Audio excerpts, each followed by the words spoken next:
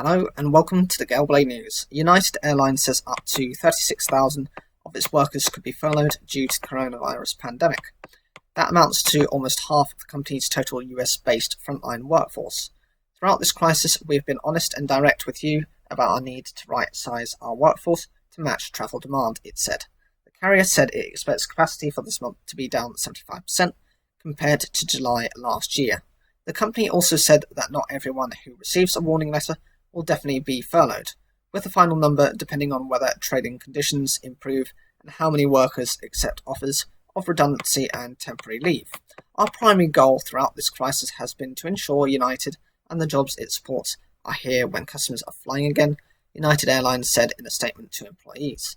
In response to the announcement, the Association of Flight Attendants, CWA Union, said the United Airlines projected furlough numbers are a gut punch, but they are also the most honest assessment we've seen on the state of the industry.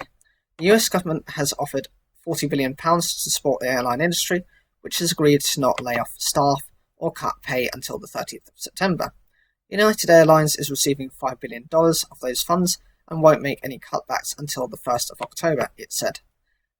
Pilar Wolf-Steller, America's air transport editor at Flight Global, told the BBC that United's announcement is an indicator of the aviation industry's post-coronavirus future.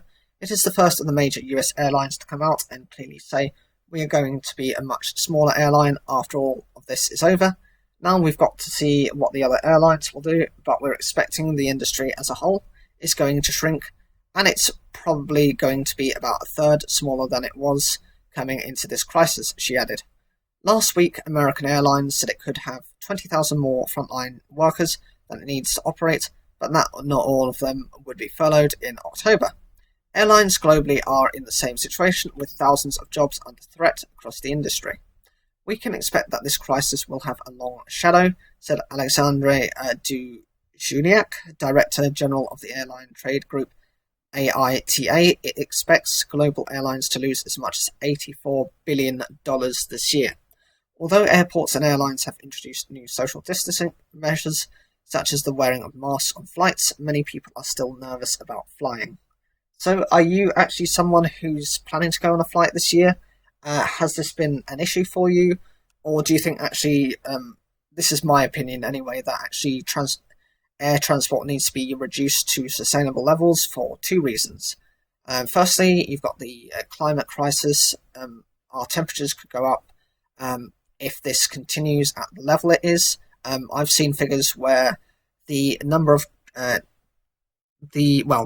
of travel conducted this in 2019 versus 2009, 10 years prior, is almost double that. I've also seen a report based on various outbreaks of diseases from 2002 to 2016. It showed that there were outbreaks of diseases not in lots of countries, and that actually these diseases were crossing over each other. So as one was kind of minimizing, the next one would start. In that report, two recommendations were made.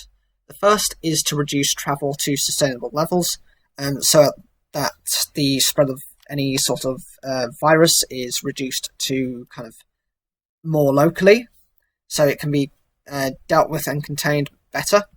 The second recommendation is to reduce population size.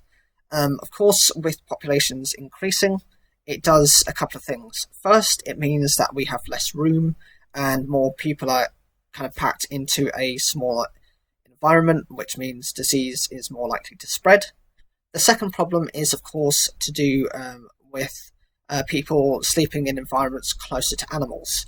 That means these diseases that can cross-contaminate and jump species between an animal to a human are more likely to happen, and as a result, this is only going to get worse unless people actually be more responsible and to start having families of two or one. That way they're not kind of plaguing the planet, so to speak. Whatever you think, leave comments down below, like the video if you enjoyed it, and don't forget to subscribe.